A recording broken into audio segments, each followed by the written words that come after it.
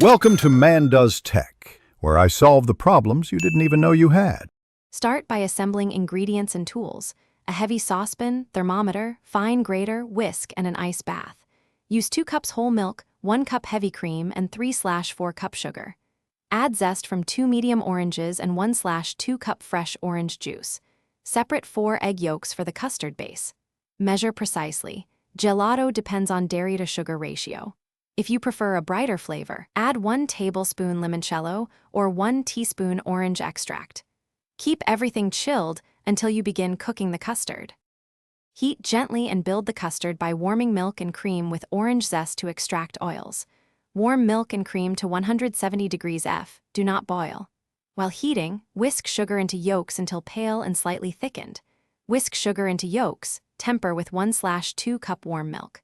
Gradually combine the tempered yolks with the warm dairy, stirring constantly. Cook custard until it coats the back of a spoon, about 170 degrees F. Strain through a fine sieve, press zest to extract liquid, then cool rapidly in an ice bath.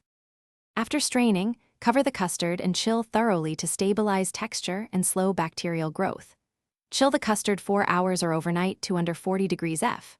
Once cold, remove any excess fat on top and add 1 tablespoon fresh orange juice to brighten. Churn in an ice cream maker until soft. Serve, about 20-30 minutes.